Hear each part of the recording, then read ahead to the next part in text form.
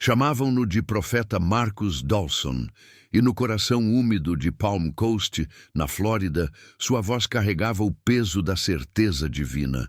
Aos 45 anos, ele se apresentava diante de sua congregação como um homem esculpido pela própria convicção, seus sermões fluindo com uma cadência que transformava a dúvida em devoção. Quando ele falava, o ar ficava denso com a fé. Quando fazia uma pausa, até os ventiladores de teto pareciam diminuir o ritmo por respeito. A igreja Crossfire Revival ocupava um armazém reformado nos arredores da cidade, com suas paredes de metal corrugado pintadas de branco sob o sol implacável da Flórida. No interior, 200 cadeiras dobráveis ficavam voltadas para um palco improvisado onde Marcus pregava 3 vezes por semana. O prédio não tinha a grandiosidade das igrejas tradicionais, mas o que faltava em arquitetura era compensado pela atmosfera. Musgo espanhol pendia dos carvalhos ao ar livre, e o cheiro de água salgada entrava sempre que alguém abria as portas. Essa era a religião da costa da Flórida, crua e sem refinamentos, onde a fé encontrava a beira do Atlântico e se recusava a piscar. Marcus nasceu em Jacksonville em 1978, o caçula de 4 filhos em uma família que sobrevivia com vale-refeição e orações.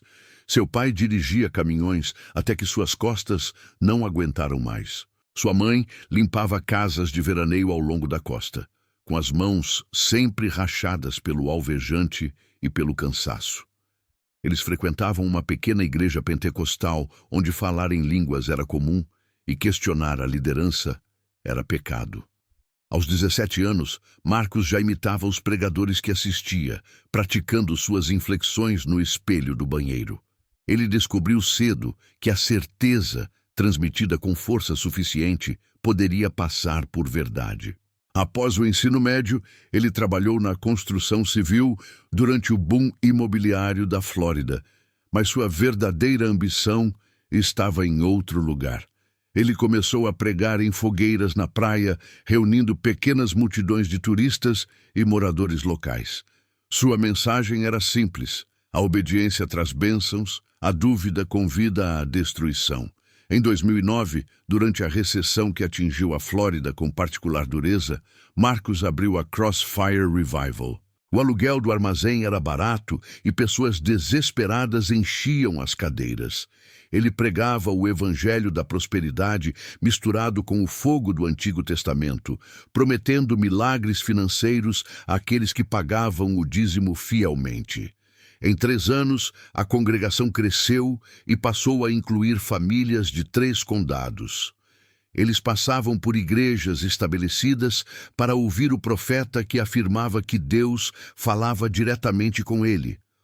Marcus prosperou com o controle disfarçado de cobertura espiritual. Ele instituiu regras rígidas. Os membros precisavam de permissão para mudar de emprego. Os relacionamentos exigiam sua bênção e questionar sua autoridade era considerado rebelião. Aqueles que saíam eram publicamente denunciados como apóstatas. Aqueles que ficavam eram recompensados com seu favor, que parecia a própria salvação. No entanto, ele podia ser generoso quando isso lhe convinha. Ele pagava contas de luz para mães solteiras, organizava campanhas de arrecadação de alimentos após furacões e visitava hospitais com aparente compaixão. Esses atos criaram uma lealdade que transcendia a razão. Para quem estava de fora, ele parecia magnético e benevolente. Para aqueles dentro de seu círculo íntimo, ele era intocável, sua palavra indistinguível das Escrituras. Em 2020, Marcus tinha tudo o que havia pedido em suas orações: influência, renda e uma congregação que pendia de cada sílaba sua. Naquele verão, durante uma campanha de oração no Halifax Health Medical Center, ele conheceu Nicole Torres. Ela tinha 31 anos, era terapeuta respiratória e havia se mudado de Porto Rico para a Flórida 5 anos antes. Nicole possuía uma força tranquila que não buscava aprovação, e quando Marcus se aproximou dela com sua intensidade habitual, ela simplesmente sorriu e disse: Você fala muito para alguém que deveria estar ouvindo Deus.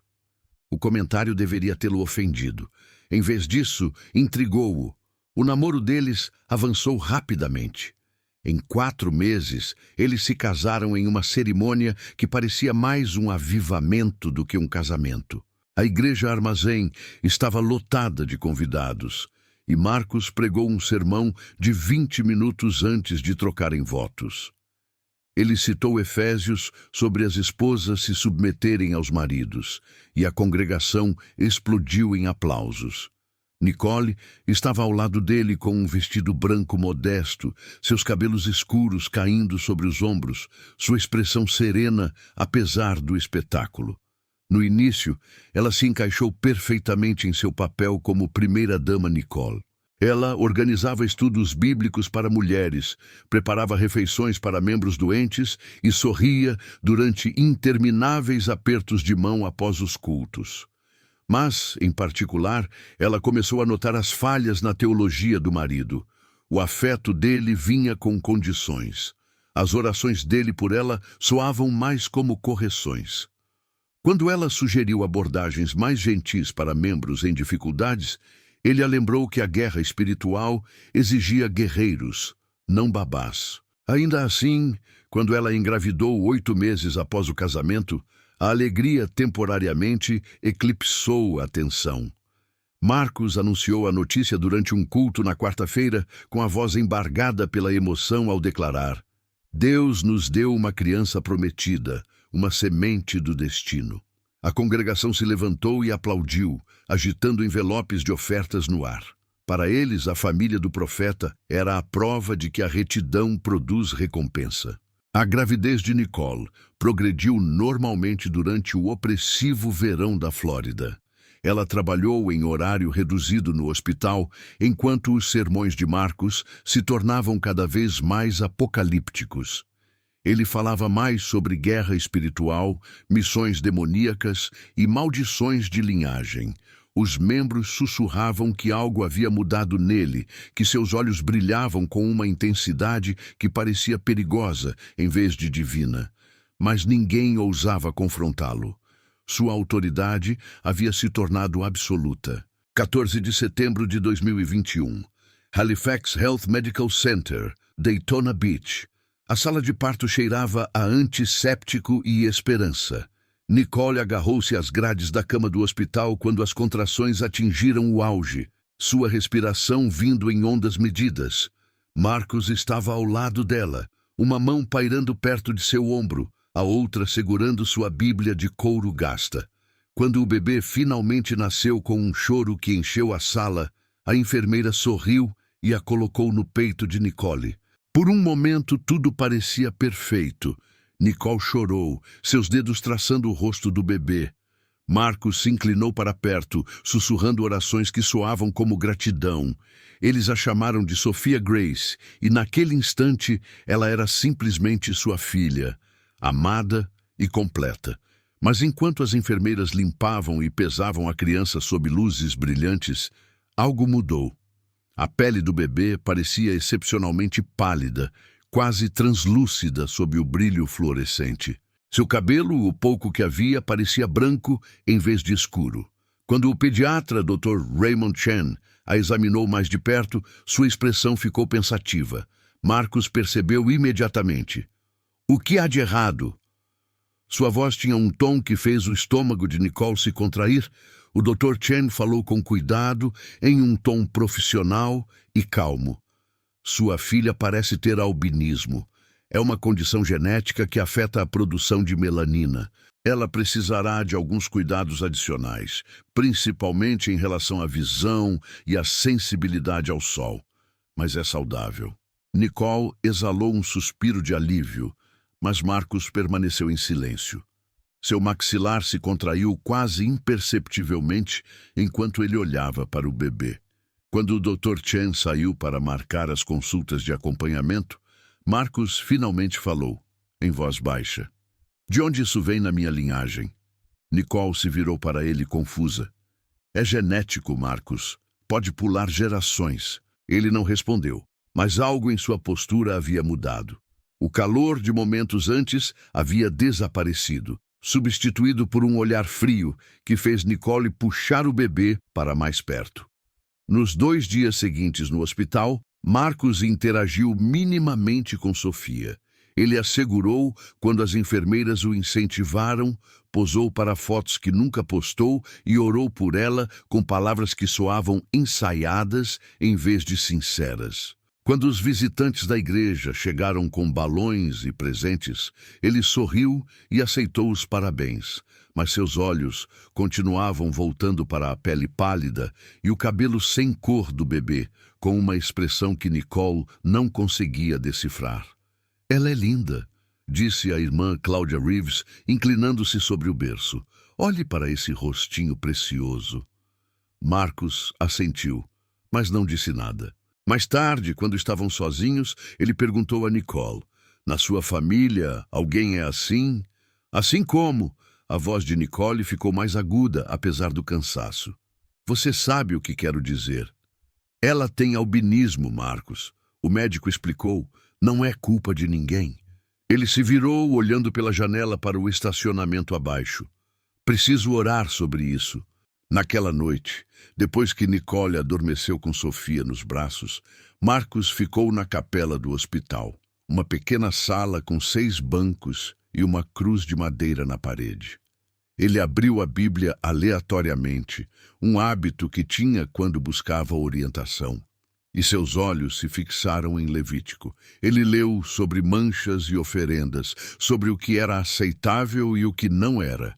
Sua mente começou a tecer conexões que não tinham base na teologia, mas que, mesmo assim, pareciam uma revelação.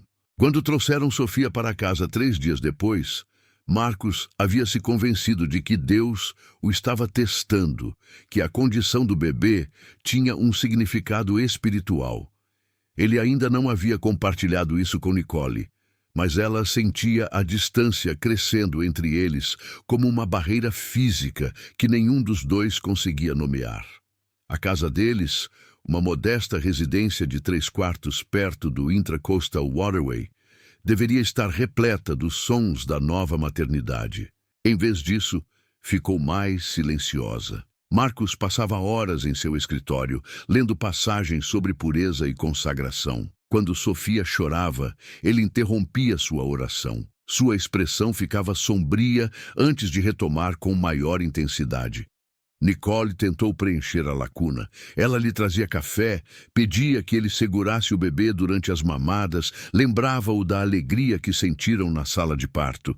Às vezes, ele obedecia, embalando Sofia gentilmente enquanto sussurrava orações. Mas outras vezes, ele olhava para a filha e via algo que o perturbava profundamente, algo que não conseguia expressar, mas não podia ignorar. A igreja recebeu Sofia com o entusiasmo típico. Os membros trouxeram refeições, fraldas e cobertores feitos à mão. Mas quando Marcos a apresentou durante o culto de domingo, sua apresentação pareceu estranhamente formal.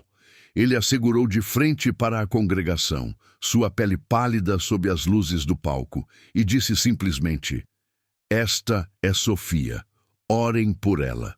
A ambiguidade incomodou alguns membros, mas a maioria presumiu que ele se referia a orar por sua saúde e futuro. Apenas Nicole compreendeu o peso por trás dessas palavras, e isso a aterrorizou. Setembro deu lugar a outubro, e o calor da Flórida persistiu. A temporada de furacões ameaçava a costa, e nuvens escuras se acumulavam no mar como presságios. Dentro da casa dos Dawson, outra tempestade se formava, uma que não tinha nada a ver com o clima e tudo a ver com um homem cuja fé havia começado a devorar sua razão. Outubro trouxe noites mais frias para Palm Coast, embora os dias continuassem opressivos. A casa dos Dawson ficava a 3 quarteirões da água, perto o suficiente para que o ar salgado corroesse as portas de tela e as gaivotas os acordassem ao amanhecer. Nicole voltou a trabalhar meio período, deixando Sofia com Marcos em seus turnos matinais. Ela disse a si mesma que isso o ajudaria a se aproximar da filha, que a proximidade suavizaria qualquer resistência que tivesse se enraizado nele. Ela estava errada. O primeiro incidente aconteceu em uma terça-feira de manhã. Nicole chegou em casa do hospital e encontrou Marcos em pé ao lado do berço de Sofia, com a Bíblia aberta, falando em voz baixa e ritmada. O bebê chorava, com o rosto vermelho e os punhos cerrados. Quando Nicole a pegou no colo, ela estava molhada de suor, apesar do ar-condicionado. "Há quanto tempo ela está chorando?" perguntou Nicole com a voz tensa. Marcos não se virou da janela. O espírito precisava ser quebrado primeiro. Que espírito? Ela é um bebê, Marcos. Ela precisava trocar a fralda. Ele finalmente olhou para ela com uma expressão distante. Você vê com os olhos naturais. Eu vejo o que está por baixo. Nicole sentiu algo frio se instalar em seu peito, mas ela reprimiu esse sentimento. O cansaço faz as pessoas dizerem coisas estranhas, ela raciocinou. Os novos pais também enfrentam dificuldades. Ela trocou Sofia, alimentou-a e embalou-a para dormir, enquanto Marcos se retirou para o seu escritório. Naquela noite, ele anunciou novas regras. Nenhuma visita nas próximas 2 semanas. Eles precisavam de um tempo de consagração, explicou ele. Um período de jejum e oração para proteger a sua casa. Nicole protestou gentilmente, mencionando a visita planejada de sua mãe, de San Juan. Mas Marcos foi firme. Isso é espiritual, disse ele. Eu sou o padre desta casa. Confie em mim. Ela queria confiar. Ela havia prometido diante de Deus honrá-lo.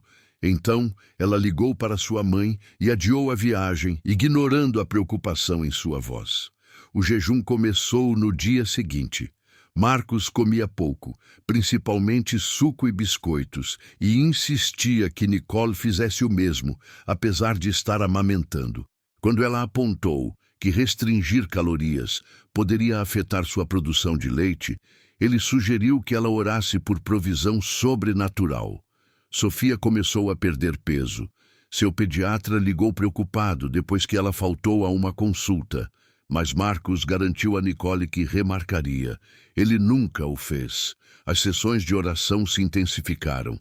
Marcos os reunia na sala de estar após o pôr do sol, com as luzes apagadas, óleo ungido brilhando em suas palmas. Ele orava por Sofia com uma urgência que parecia mais um exorcismo do que uma bênção. Sua voz subia e descia em ondas, citando passagens das Escrituras misturadas com frases que Nicole não reconhecia. Às vezes, ele passava a falar em línguas, com sílabas ásperas e guturais. O bebê chorava e ele rezava mais alto, como se o volume pudesse realizar o que as palavras não conseguiam. Por favor, Marcos, sussurrou Nicole uma noite. Você está assustando ela. Seus olhos se abriram rapidamente. O medo é o começo da sabedoria. Ela tem 3 semanas de idade e já está marcada. A palavra pairou entre eles como uma acusação. Nicole prendeu a respiração. Marcada por quê? Ele não respondeu diretamente. Em vez disso, abriu a Bíblia em Levítico e leu sobre ofertas sem mancha, sobre a pureza exigida para coisas sagradas. Quando terminou, olhou para Sofia com algo que parecia tristeza ou talvez repulsa. Nicole não sabia mais dizer. No final de outubro, os vizinhos começaram a notar. Os Richardsons, um casal de aposentados de Ohio que morava ao lado, ouviram orações que soavam como gritos através das paredes finas. Margaret Richardson mencionou isso ao marido enquanto regava suas plantas de hibisco. Aquele pastor tem feito isso todas as noites, disse ela. Parece que ele está brigando com alguém. Seu marido, Tom, ajustou seu chapéu de pescador e deu de ombros. Pessoas da igreja. Elas ficam agitadas. Mas Margaret não estava convencida. Ela ouvia um bebê chorando por baixo das orações. Um som que parecia errado de alguma forma, muito desesperado e muito ignorado. Do outro lado da rua, Daniel Ortega, Um empreiteiro que trabalhava em horários irregulares voltou para casa perto da meia-noite de uma quinta-feira e percebeu que todas as luzes da casa dos Dawson estavam acesas. Pela janela da frente, ele viu uma figura andando de um lado para o outro, com os braços levantados e a boca se movendo rapidamente. As cortinas eram finas o suficiente para que ele pudesse distinguir a silhueta de uma mulher sentada, imóvel no sofá, segurando algo pequeno. A cena o deixou tão inquieto que ele hesitou antes de entrar, mas acabou fazendo o que a maioria dos vizinhos faz: cuidou da própria vida. Na Crossfire Revival, os sermões de Marcos mudaram. Onde antes ele pregava prosperidade e favor, agora ele se concentrava em provações e purificação. Durante um culto, ele falou sobre Abraão e Isaque, com a voz trêmula de emoção. Às vezes, disse ele, Deus pede o que mais amamos. Não porque ele seja cruel, mas porque está testando nossa obediência. A congregação respondeu com améns dispersos, mas vários membros trocaram olhares desconfortáveis. O diácono Howard Barnes, um bombeiro aposentado que estava na igreja desde sua fundação, abordou Marcos após o culto. Pastor, esse sermão foi pesado, disse ele com cautela. Está tudo bem em casa? Marcos sorriu, mas o sorriso não chegou aos olhos. Deus está fazendo um trabalho profundo, Howard. Às vezes isso é desconfortável. E Nicole, o bebê? Coberta em oração. Howard queria insistir, mas algo na postura de Marcos o desencorajou. Ele saiu preocupado, mas em silêncio, mais uma pessoa que sentiu o perigo, mas não agiu. A melhor amiga de Nicole, Camila Santos, uma enfermeira com quem ela trabalhava há anos, ficou cada vez mais preocupada. Nicole havia parado de responder às mensagens de texto e faltado aos encontros semanais para tomar café. Quando Camila finalmente conseguiu falar com ela por telefone, Nicole parecia exausta. Estou bem, insistiu ela, só me adaptando à maternidade. Você não parece bem, parece assustada. Uma longa pausa. Marcos está apenas muito sério sobre questões espirituais no momento. Muito sério? Outra pausa. Tenho que ir, Cam. Ele precisa de mim. A ligação terminou, mas Camila salvou a mensagem de voz. Algo no tom de Nicole, a escolha cuidadosa das palavras, a maneira como ela disse, ele precisa de mim, em vez de estamos bem, despertou seus instintos. Ela pensou em ligar para alguém, mas não sabia para quem. O que ela diria? Que o marido de sua amiga rezava demais? Novembro chegou com temperaturas mais frias e dias mais curtos. Dentro da casa dos Dawson, o tempo passava de maneira diferente. Marcos agora dormia em seu escritório, cercado por bíblias abertas e blocos de notas amarelos cheios de anotações, conectando o albinismo à lepra bíblica, a brancura à impureza, a condição de sua filha ao julgamento divino. A lógica era distorcida, até mesmo herética, mas isolada se transformou em certeza. Ele começou a dizer a Nicole que Deus havia falado com ele em sonhos, mostrando-lhe que Sofia era um teste como Isaac, que a verdadeira fé exigia disposição para abrir mão, até mesmo do presente mais precioso. Nicole ouvia com horror crescente, seus braços instintivamente apertando sua filha com mais força. Deus não pediria isso, disse ela com firmeza. Você está entendendo mal. Marcos olhou para ela com pena. A esposa de Abraão provavelmente disse a mesma coisa. Naquela noite, Nicole trancou-se no quarto do bebê e ligou para Camila. Sua voz tremia enquanto sussurrava. Ele está falando sobre Abraão e Isaac. Ele diz que Deus está testando-o. Cam, acho que ele pode machucá-la. A resposta de Camila foi imediata. Faça as malas. Estou indo buscá-la agora mesmo. Mas antes que Nicole pudesse responder, a porta do quarto do bebê se abriu.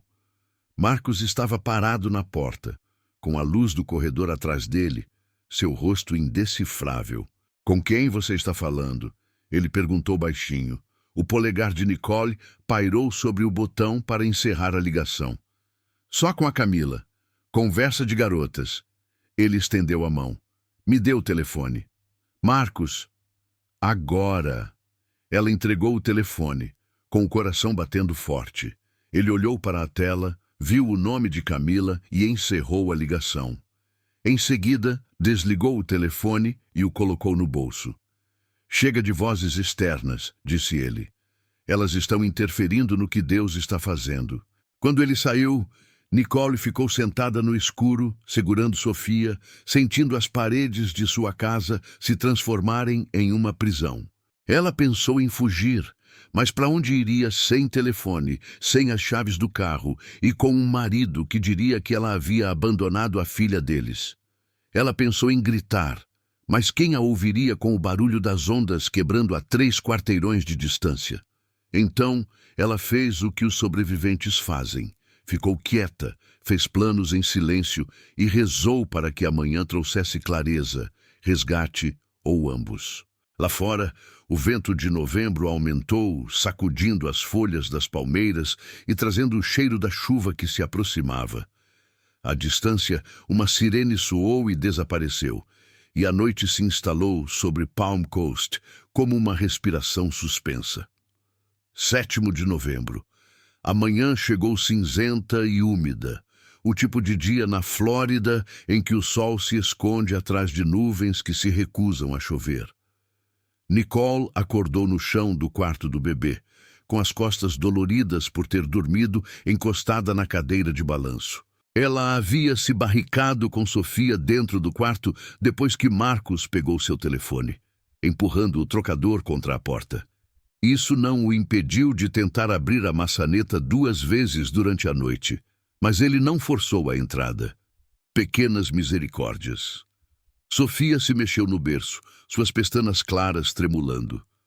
Com 5 semanas de idade, ela havia crescido um pouco, embora não tanto quanto deveria. Seu albinismo tornava sua pele quase translúcida sob certa luz, seus olhos de um azul muito claro que pareciam olhar através das coisas em vez de para elas. Para Nicole, ela era perfeita.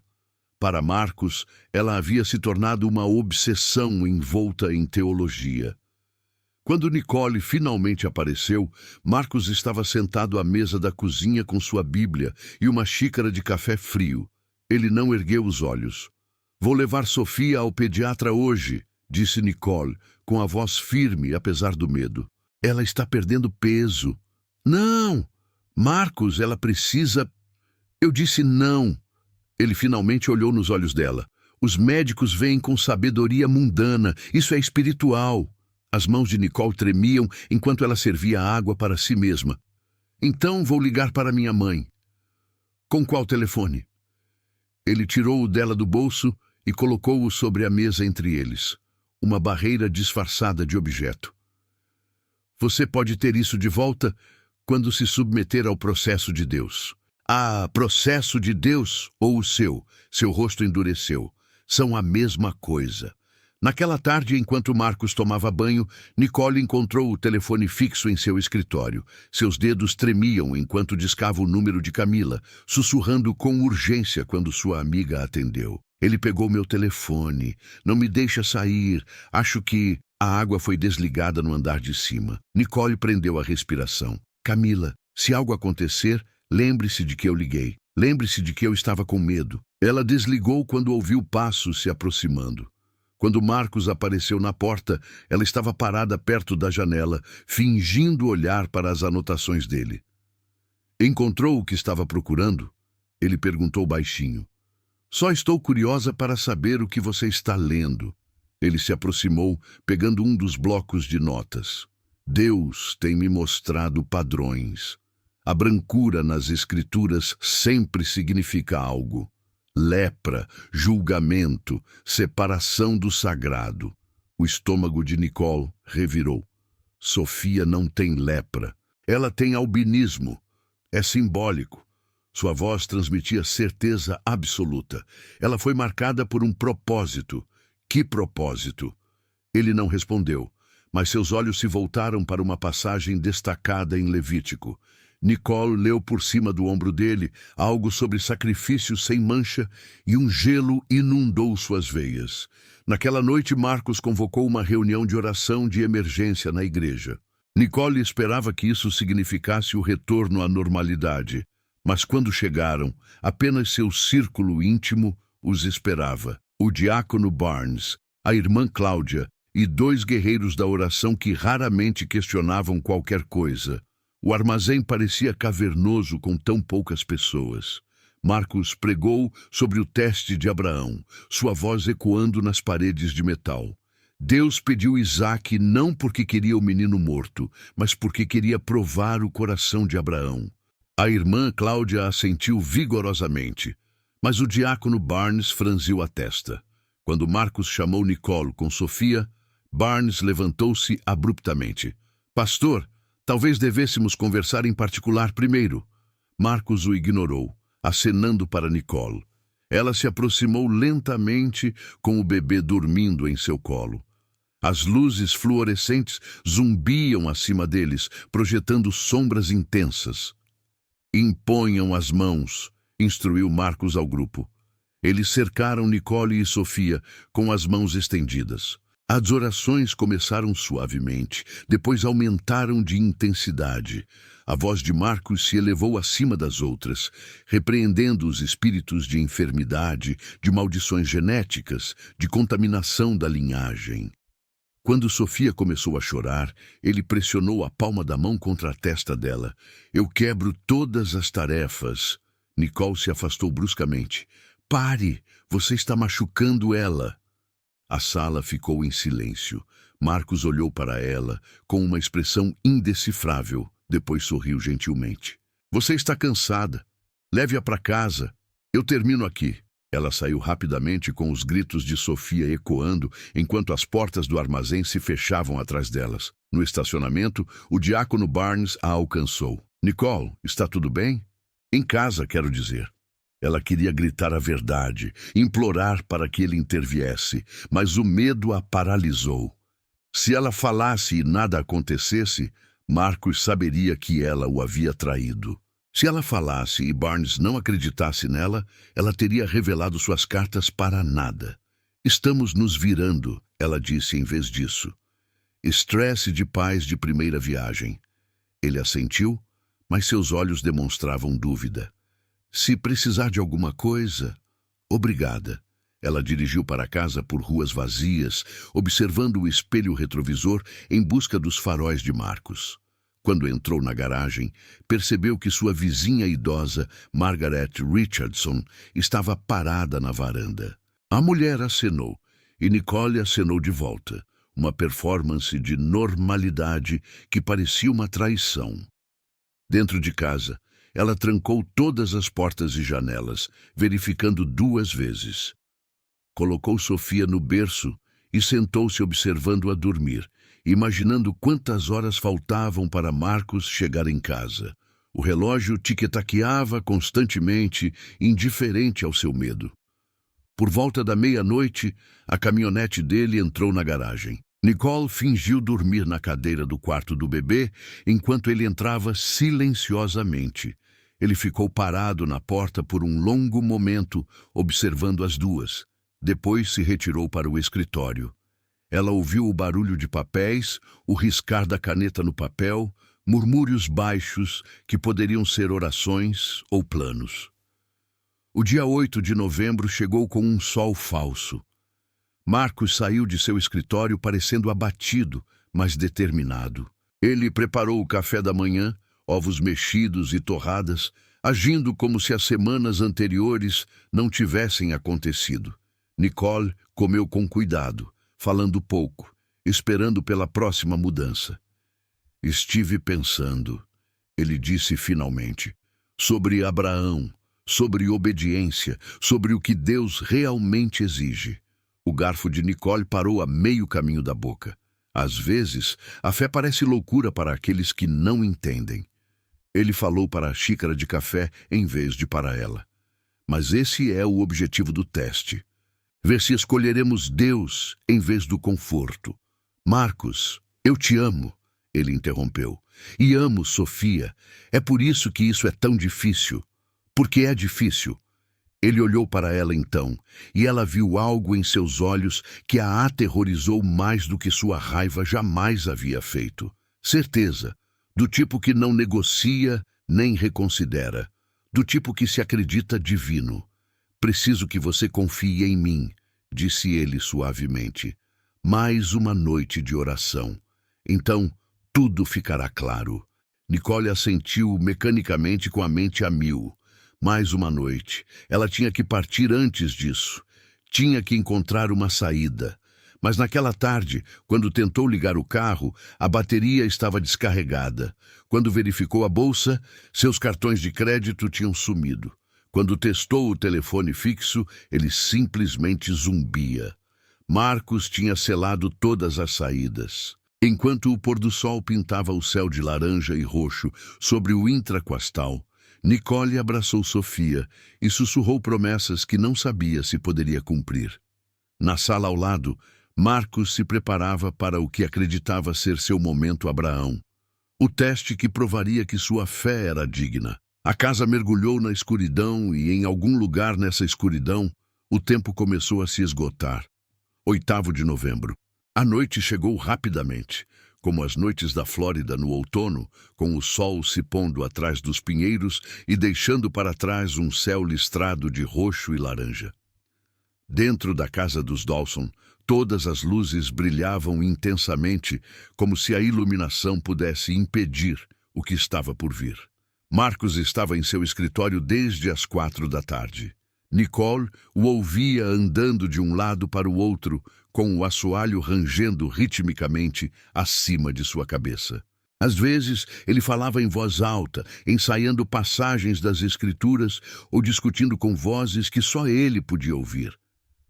Ela ficou na cozinha segurando Sofia, balançando suavemente, tentando acalmar seu próprio coração, tanto quanto acalmar o bebê. Ela havia tentado de tudo. O carro não pegava. Seu telefone ainda estava com Marcos. O telefone fixo continuava sem funcionar. Até os vizinhos pareciam ausentes naquela noite, suas casas escuras, exceto pelo brilho das telas de televisão através das janelas com cortinas.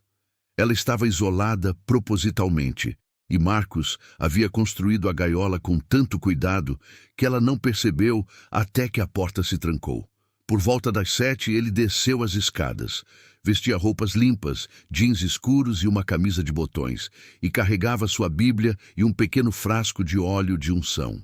Seu rosto parecia tranquilo, quase sereno, o que aterrorizava Nicole mais do que a raiva teria feito. Está na hora, disse ele simplesmente. Hora de quê? Nicole recuou em direção ao berçário, apertando Sofia nos braços. Para completar o teste. Deus foi claro. Eu fui obediente em tudo o mais, mas este é o requisito final. A voz de Nicole se elevou, apesar de sua tentativa de manter a calma. Marcos, ouça o que você está dizendo. Deus não pede às pessoas que machuquem seus filhos. Aquilo foi uma história, e um anjo impediu Abraão, porque Abraão provou estar disposto. Eu tenho que provar o mesmo. Ele se aproximou dela lentamente, sem ameaças, mas inexorável, como a maré subindo. Nicole correu para o quarto do bebê e tentou trancar a porta, mas Marcos havia removido a fechadura dias atrás.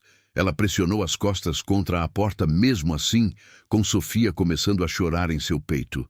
Por favor, sussurrou Nicole. Por favor, não faça isso.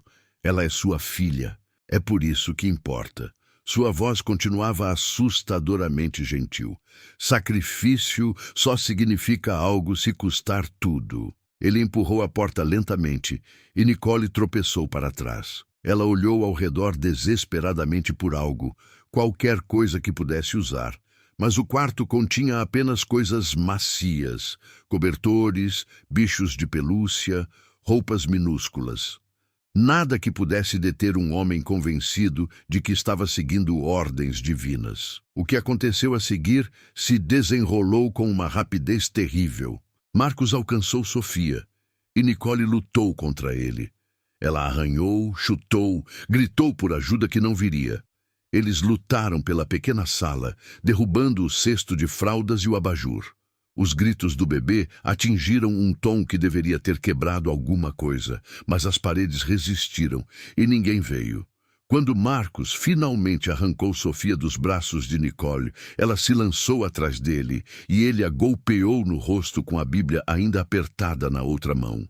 Ela caiu com força contra o trocador, estrelas explodindo em sua visão. Quando ela se levantou cambaleante, ele já havia se movido para o berço. Não! Nicole se jogou sobre ele novamente, arranhando seus braços, tentando afastá-lo.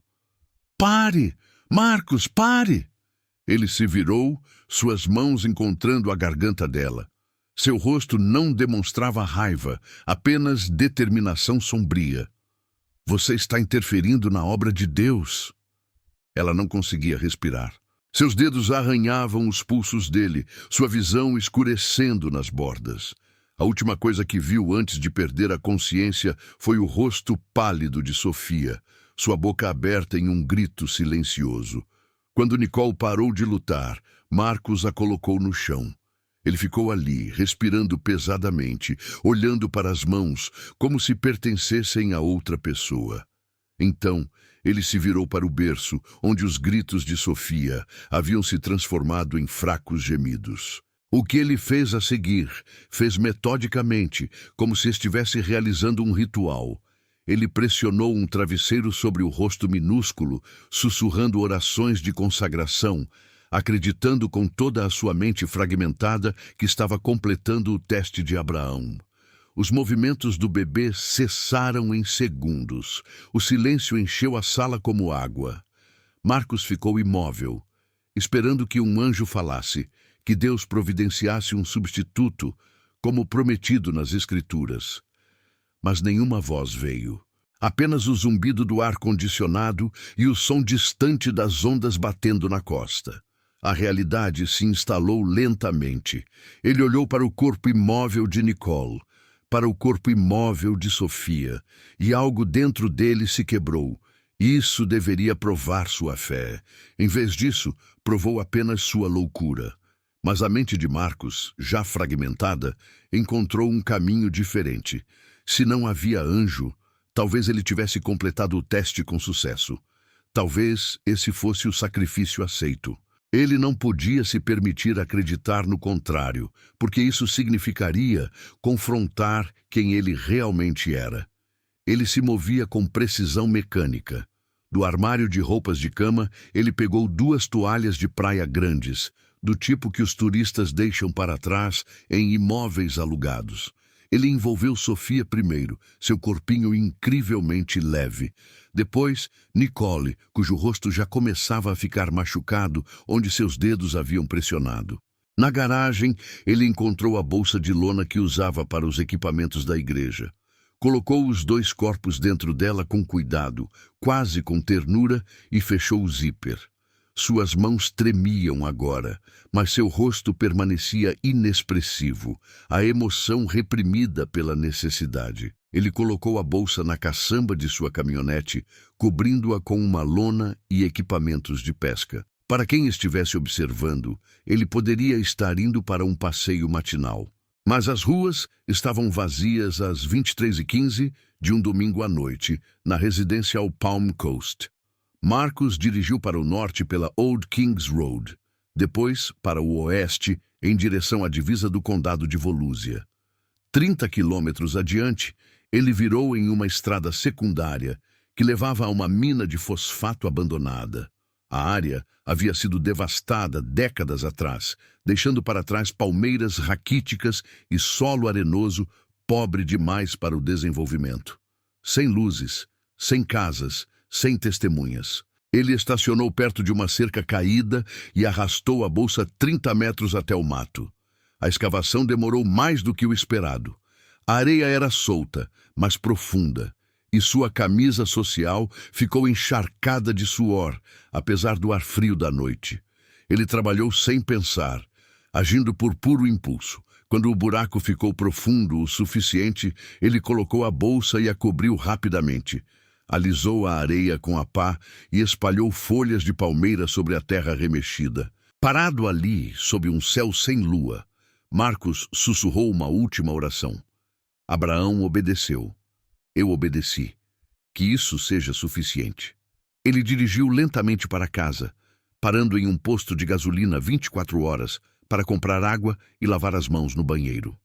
As luzes fluorescentes faziam seu reflexo parecer vazio, com olhos encovados e estranhos.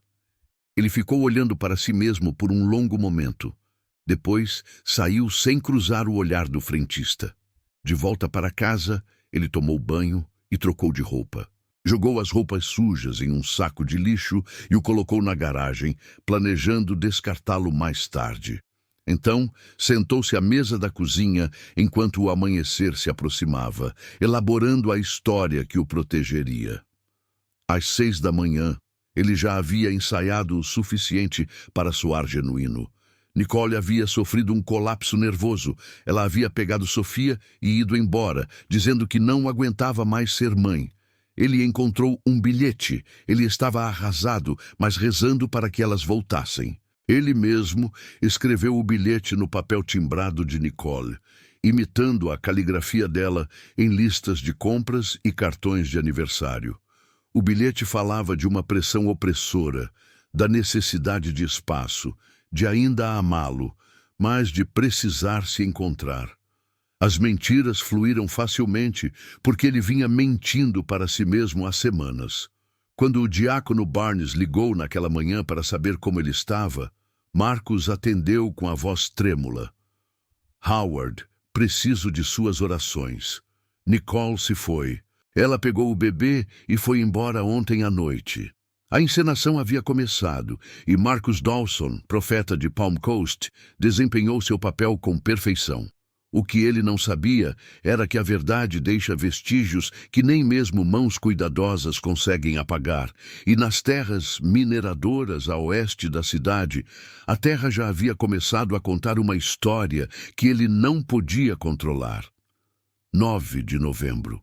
Marcus estava diante de sua congregação naquela segunda-feira à noite, sua voz quebrando em intervalos cuidadosamente calculados. O armazém parecia grande demais, com apenas 40 membros presentes, muitos tendo ficado em casa depois de ouvir a notícia. Minha esposa, disse ele, parando para enxugar os olhos, sofreu em silêncio. Eu não percebi os sinais. A depressão pós-parto é real, irmãos e irmãs, mesmo em lares fiéis. A irmã Cláudia chorou abertamente. O diácono Barnes sentou-se rígido na primeira fila, com uma expressão indecifrável. Marcos ergueu a nota forjada, sua mão tremendo de verdade, porque o terror e a dor produzem sintomas físicos semelhantes. Ela escreveu que precisava de espaço, que entraria em contato comigo quando estivesse pronta. Ele dobrou o papel cuidadosamente. Peço a todos que orem. Não julguem. Ela é uma boa mulher passando por algo que eu não entendi. A congregação murmurou orações, mas vários rostos mantiveram a dúvida. A vizinha de Marcos, Margaret Richardson, sentou-se perto do fundo com o marido. Ela se inclinou e sussurrou. Isso não parece com a Nicole que conheci. Ela adorava aquele bebê. Na quarta-feira, panfletos de pessoa desaparecida apareceram por todo o condado de Flagler. A foto de Nicole sorria em postes telefônicos e quadros de avisos de supermercados. Mãe e bebê desaparecidos, vistos pela última vez em 8 de novembro. Marcos deu entrevistas para emissoras de notícias locais, com uma atuação polida e comovente. Se Nicole estiver assistindo, disse ele ao Canal 7, por favor, volte para casa. Ninguém está com raiva. Só queremos que você esteja bem. Mas uma pessoa não acreditou na narrativa. Camila Santos havia recebido o telefonema aterrorizado de Nicole dias antes do desaparecimento. Ela se lembrava das palavras sussurradas. Ele está falando sobre Abraão e Isaac. Acho que ele pode machucá-la. Quando ela tentou ligar de volta várias vezes e não obteve resposta, o medo se transformou em certeza. Na quinta-feira de manhã, Camila entrou no escritório do xerife do condado de Flagler, carregando seu telefone com a mensagem de voz salva. A delegada Jéssica Torres, uma veterana com 10 anos de experiência e instintos apurados, ouviu a gravação 2 vezes. Ela diz, se algo acontecer, explicou Camila, com a voz firme, apesar das mãos trêmulas. Isso não é uma mulher planejando fugir. É alguém com medo. A delegada Torres fez anotações. Conte-me sobre o relacionamento deles. Ele é controlador, religioso, mas do tipo errado. Nicole começou a se afastar dos amigos depois que se casaram. Deixou de comparecer a compromissos. Dava desculpas. Camila pegou seu celular. Tenho mensagens de texto. Ela parou de responder há 3 semanas, logo após o nascimento do bebê. Torres encaminhou o caso ao detetive Frank Mendes, um investigador metódico que trabalhava com pessoas desaparecidas há 15 anos. Na sexta-feira, ele se sentou à frente de Marcos no escritório da igreja. Conte-me como foi aquela noite, disse Mendes em tom coloquial, mas com os olhos registrando tudo. Marcos repetiu sua história com naturalidade. O bilhete, o choque, a oração pelo retorno dela. Mas quando Mendes pediu para ver os registros do celular de Nicole, Marcos hesitou um pouco. Não tenho acesso às contas dela. Mas vocês são casados. Plano compartilhado? Celulares separados. Ela valorizava a privacidade. Mendes assentiu lentamente. Você se importaria se verificássemos sua propriedade? É apenas rotina. Ajude-nos a descartar algumas possibilidades. O sorriso de Marcos ficou tenso. Claro. Quero que ela seja encontrada. A busca na casa dos Dawson revelou a bolsa de Nicole, sua carteira e sua identidade. Seu uniforme de enfermeira estava pendurado no armário. Seu carro estava na garagem com a bateria desconectada.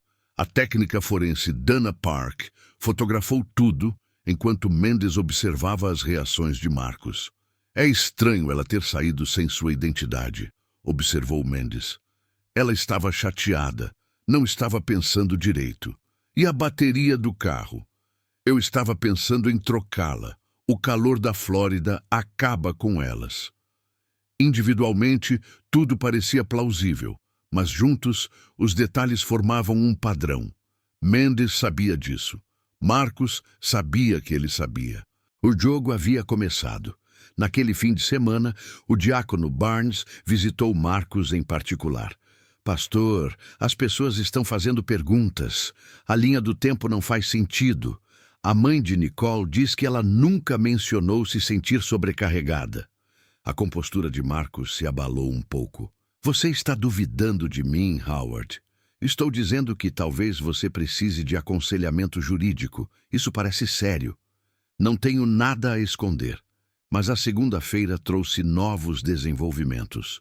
O detetive Mendes obteve registros telefônicos mostrando que o celular de Nicole foi localizado pela última vez na casa dos Dawson em 8 de novembro, às 19h43.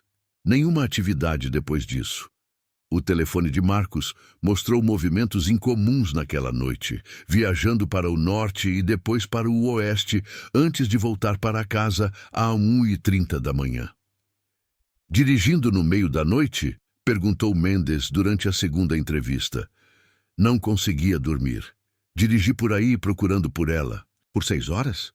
Eu estava desesperado. Mendes pegou um mapa. Sua rota foi em direção a uma antiga área de mineração. Por que lá? Marcos cerrou os dentes. Dirigi por toda parte. Sem plano. Apenas procurando. Mas Mendes já havia solicitado cães farejadores para a área de mineração.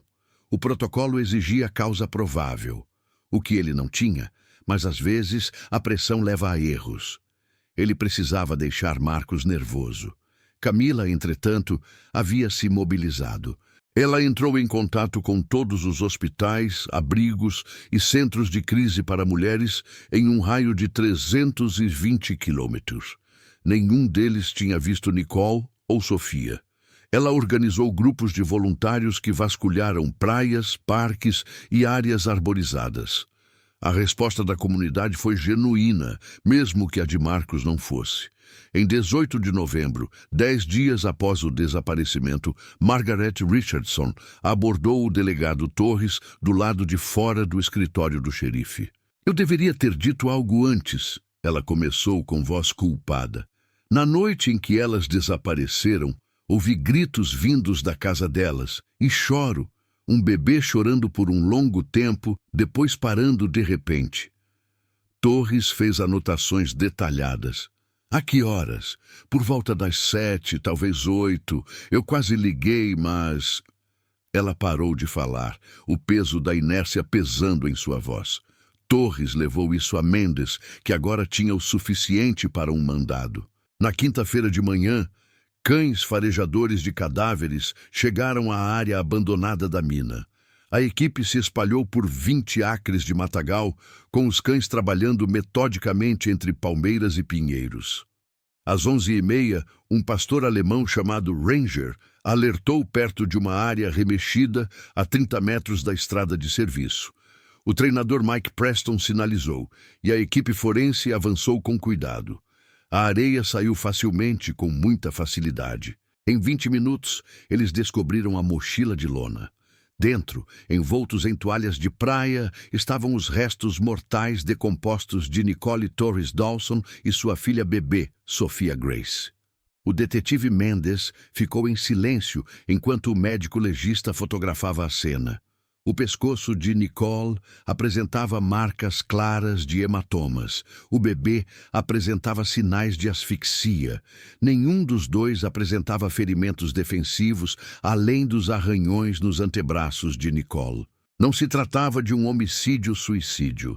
Era uma execução. "Tragam-no", disse Mendes baixinho. Naquela noite, enquanto Marcus se preparava para o culto de quarta-feira, 2 veículos sem identificação entraram no estacionamento da igreja. Os membros já estavam chegando, arrumando as cadeiras e afinando os instrumentos. Quando Mendes e Torres entraram pela porta da frente, a sala ficou em silêncio. Marcus estava no púlpito, com a Bíblia aberta, o sorriso congelado. "Marcus Dawson", disse Mendes com voz clara, "você está preso pelo assassinato de Nicole Dawson e Sophia Dawson." As algemas se fecharam e alguém na congregação soltou um grito abafado. A compostura de Marcus finalmente se quebrou. "Eu fui obediente", disse ele levantando a voz. "Fiz o que Abraão fez. Provei minha fé. O filho de Abraão sobreviveu", respondeu Torres friamente. "O seu não." Enquanto o levavam, a congregação ficou sentada em silêncio atordoado. Alguns choravam. Outros simplesmente olhavam. O diácono Barnes cobriu o rosto com as mãos, os ombros tremendo.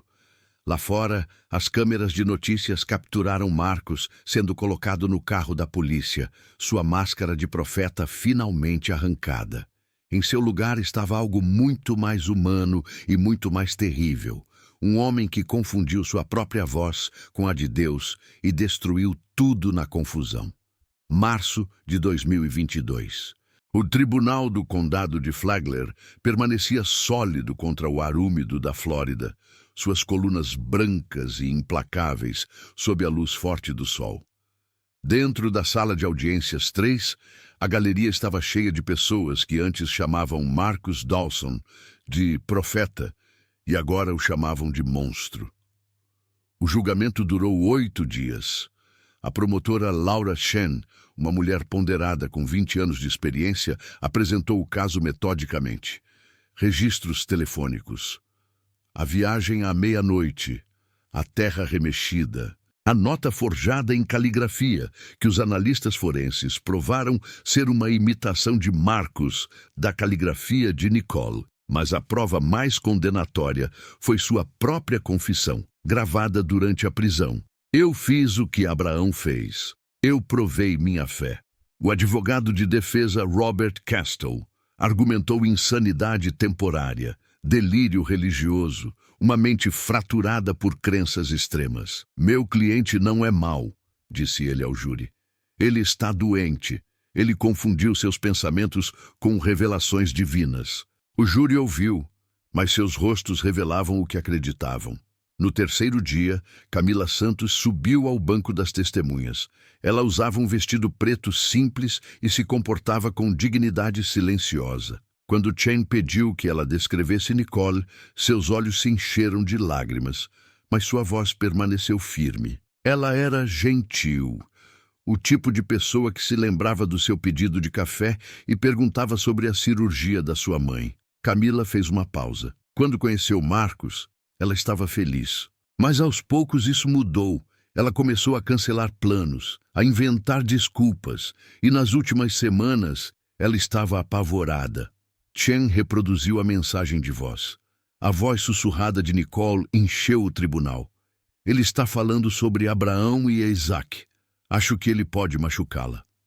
Vários jurados fecharam os olhos. Uma mulher na última fileira chorava abertamente. O que você fez depois de receber essa mensagem? Perguntou Chen. Tentei ligar de volta. Várias vezes. Ninguém atendeu. Implorei para que ela o deixasse. A voz de Camila se quebrou. Eu deveria ter ido à polícia imediatamente. Em vez disso, esperei e ela morreu. Não é culpa sua, disse Chen gentilmente. Parece que é. A médica legista, doutora Patrícia Nolan, testemunhou sobre os resultados da autópsia. Nicole morreu por estrangulamento manual, evidenciado por cartilagem esmagada e hemorragia petequial. Sofia morreu por asfixia, provavelmente por um travesseiro ou objeto semelhante pressionado sobre seu rosto. Ambas as mortes ocorreram com poucos minutos de diferença. A criança não teria entendido o que estava acontecendo, disse a doutora Nolan baixinho. Ela era simplesmente muito nova. O tribunal ficou em silêncio sepulcral. Quando Marcos subiu ao banco dos réus para sua própria defesa, ele vestia um macacão laranja que parecia grande demais. Seu rosto estava magro, os olhos encovados. Castle pediu que ele explicasse o que aconteceu naquela noite. Deus falou comigo, disse Marcos, com a voz quase inaudível. Tão claro quanto estou falando agora.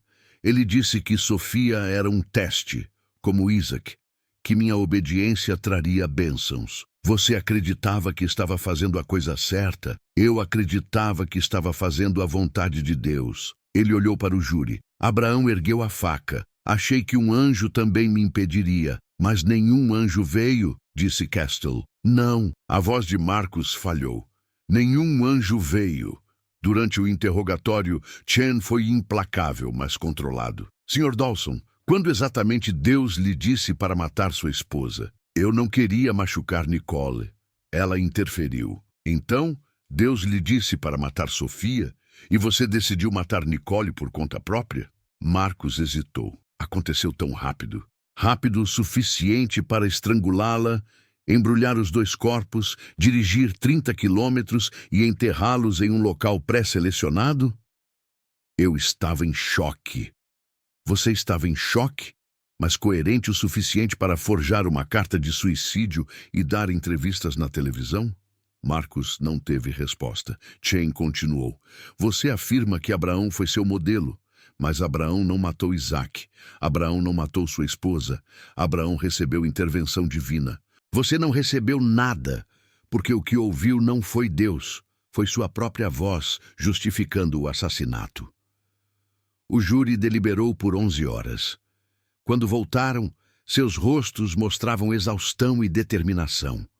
A porta-voz, uma professora aposentada chamada Dorothy Grant, leu o veredito claramente. Consideramos o réu Marcos Dawson culpado de homicídio doloso pela morte de Nicole Torres Dawson, culpado de homicídio doloso pela morte de Sophia Grace Dawson. A sala do tribunal explodiu. Alguns espectadores choravam. Outros acenavam com a cabeça sombrios. Marcos ficou imóvel, olhando para o nada. O juiz Timothy Brooks dirigiu-se diretamente a ele antes de proferir a sentença.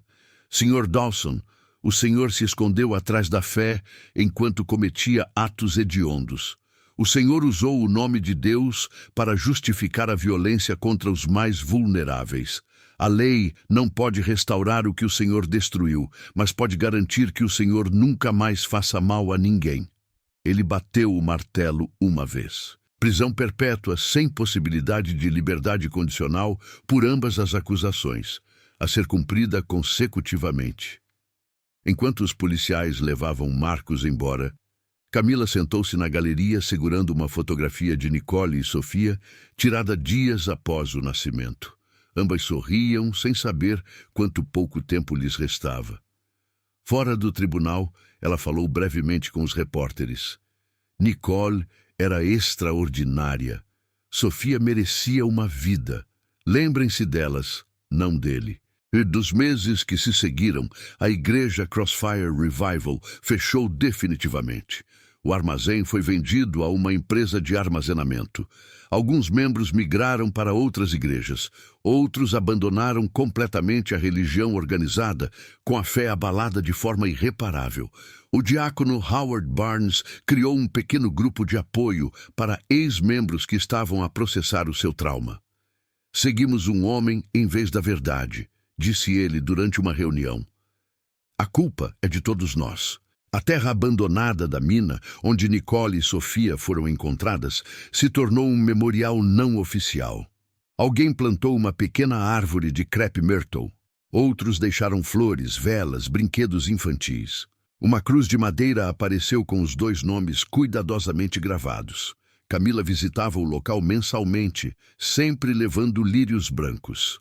Ela havia criado uma fundação chamada Sophia's Voice, dedicada a ajudar mulheres a escapar de relacionamentos religiosamente controladores. Seu trabalho era discreto, mas vital, salvando vidas uma conversa de cada vez. O detetive Mendes manteve o arquivo do caso em sua mesa como um lembrete. Em seus 30 anos de carreira policial, poucos casos o afetaram tão profundamente. A fé nunca deve parecer medo, disse ele aos recrutas durante o treinamento. Quando isso acontece, alguém está distorcendo-a para obter poder. Marcus Dawson agora está na prisão estadual da Flórida. Bloco D. Ele lê a Bíblia diariamente, ainda procurando a passagem que justificará o que fez. Outros presos evitam-no. Mesmo entre os condenados, há divisões. Às vezes, ele escreve cartas que os censores da prisão rejeitam. Às vezes, ele olha para a parede de betão e sussurra orações que ninguém responde. O profeta que exigia obediência agora vive no silêncio que criou, onde nenhuma voz divina fala e nenhum anjo intervém. No dia 8 de novembro de cada ano, uma pequena vigília é realizada em Palm Coast. Camila acende 2 velas, uma grande e uma pequena, e pronuncia os 2 nomes em voz alta. Outros se juntam a ela, lembrando-se da enfermeira que só queria curar e do bebê que nunca teve a chance de crescer. A história de Marcus Dawson serve como um aviso escrito em tragédia, que a certeza pode se tornar crueldade, que a devoção pode mascarar a destruição e que as mentiras mais perigosas são aquelas que contamos a nós mesmos em nome de Deus. Nicole e Sofia mereciam melhor. Elas mereciam vida, segurança e amor, sem complicações causadas por ilusões. Em vez disso, elas se tornaram exemplos de advertência, seus nomes sussurrados sempre que alguém confunde controle com fé. As ondas ainda quebram nas margens de Palm Coast. O sol ainda se põe sobre o Intracoastal. A vida continua porque precisa continuar. Mas para aqueles que conheceram Nicole Torres Dawson e sua filha bebê, Sophia Grace, algo fundamental mudou. Eles aprenderam que o mal nem sempre se anuncia com chifres e tridentes. Às vezes, ele chega carregando uma Bíblia, falando em línguas, envolvendo a violência nas Escrituras.